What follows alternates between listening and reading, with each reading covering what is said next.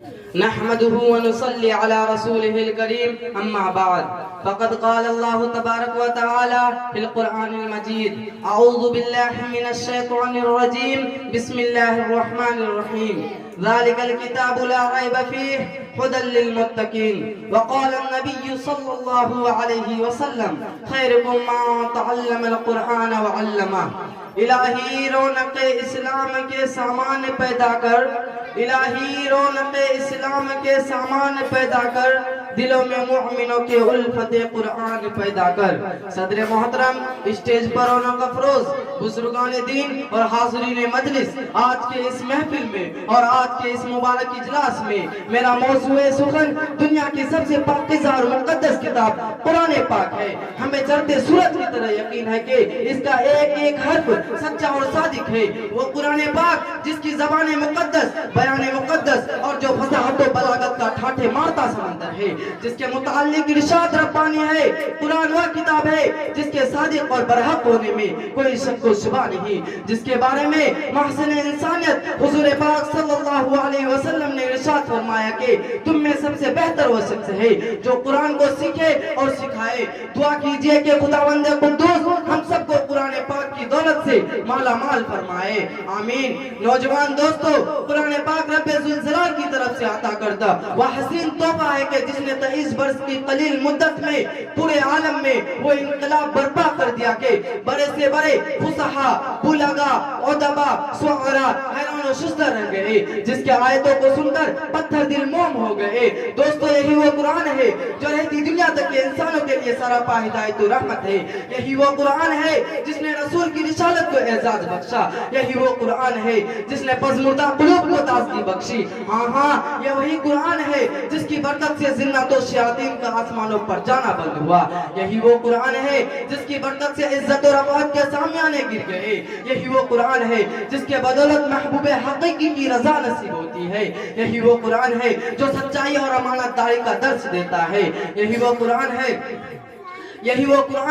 جس کے نظیر پیش کرنے سے ساری دنیا عاجز و قاصر رہی۔ یہی وہ قرآن ہے جس کا مثل پیش کرنے سے عرب کے فصیح و بلیغ زبان دانی کا دعویٰ کرنے والوں نے گھٹنے ٹیک دیے۔ یہی وہ قرآن ہے جس کی حفاظت کا وعدہ خود خالق کائنات نے فرمایا۔ یہی وہ قرآن ہے جس نے ضلالت و گمراہی کی دلدل میں پھنسی ہوئی انسانیت کو رشد و ہدایت کا پیغام سنایا۔ یہی وہ قرآن ہے جس کی تلاوت میں دلوں کے واسطے فرحت و بشاشت کا سامان ہے۔ یہی وہ قرآن ہے جس نے ذہنی قوتوں کو جلا بخشا۔ یہی وہ قرآن ہے جس کی برکت سے عذر چمن میں بہار پیدا ہوئے۔ محترم حضرات، آج کے اس نازک دور میں حفظ کلام پاک کو فضول سمجھا جاتا ہے، اس کے الفاظ رٹنے کو حماقت بتایا جاتا ہے، کہا جاتا ہے کہ اس کا رٹنا اور بے سمجھے پڑھنا بے سود ہے۔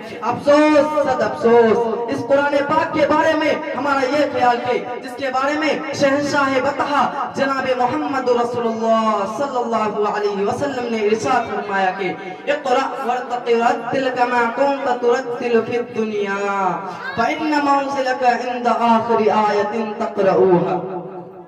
قیامت کے دن حافظ قرآن سے کہا جائے گا قرآن پڑھتا جا اور جنت کے درجوں پر چڑھتا جا اور ٹھہر ٹھہر کر پڑھ جیسا کہ تو دنیا میں ٹھہر ٹھہر کر پڑھا کرتا تھا۔ بس تیرا مقام اور ٹھکانہ وہی ہے جہاں آخری آیت پر پہنچے۔ یاد رکھو، قرآن پاک دنیا کی سب سے بڑی نعمت ہے۔ جیسے زمین و آسمان، چاند، سورج، ستارے کوئی اس نعمت کا مقابلہ نہیں کر سکتے۔ یہ قرآن رب کائنات کا مقدس اور عظیم کلام ہے، اور کیوں نہ ہو جبکہ اس کا اتارنے والا امین، جس کے ذریعے اتارا گیا وہ بھی امین، جس ذات پر نازل ہوا وہ بھی امین، جس مقام پر نازل ہوا وہ بھی امین، جس مہینے میں نازل ہوا وہ تمام مہینوں سے افضل، اور جس رات میں نازل ہوا وہ 1000 مہینوں سے بہتر۔ اللہ کا یہ مقدس اور پاکیزہ کلام تمام کلاموں سے افضل اور برتر ہے۔ حدیث پاک میں آتا ہے فضل کلام اللہ علی سائر الکلام کفضل اللہ علی خلقہ۔ اللہ کے کلام سب کلاموں پر ایسی فضیلت ہے جیسے کہ خود حق تعالی شانہ کو تمام مخلوق پر۔ اللہ کا دلہا اور خدا کا پیارا نبی ارشاد فرماتا ہے کہ جس نے قرآن پڑھا اور اس پر عمل کیا اس کے والدین کو کل قیامت کے دن سورج سے بھی زیادہ روشن تاج پہنایا جائے گا۔ غور کرنے کا مقام ہے کہ جب اس کے والدین کو اس گراں قدر انعام سے نوازا جائے گا تو تو خود پڑھنے والا کا مقام اور مرتبہ کا کیا عالم ہوگا. حضرات قیامت کا میدان ہوگا اور ایسے 10 آدمی جن کے لیے جہنم واجب ہو چکی ہوگی. حافظ قرآن اپنی رب کی بارگاہ میں سفارش کرے گا, پروردگار عالم اس کی سفارش کو قبول کرے گا اور ان کو اس حافظ قرآن کی برکت سے نجات عطا ہوگی. خدا نہ خواستہ آج ہم نے اپنے بچوں کو تو پیسے کے لالچ میں دین سے دور رکھا اور ہماری نظر اخروی نعمتوں کے بجائے دنیاوی ڈگریوں پر رہی, تو یاد رکھیے خدا کے یہاں جواب دینا ہوگا. اسی پر میں اپنی تقریر ختم کرتا ہوں. دعا کیجئے کہ اللہ تعالیٰ تمام مسلمانوں کو قرآن سیکھنے, سکھانے اور اس پر عمل کرنے کی توفیق نصیب فرمائے. آمین. وما علینا الا البلاغ.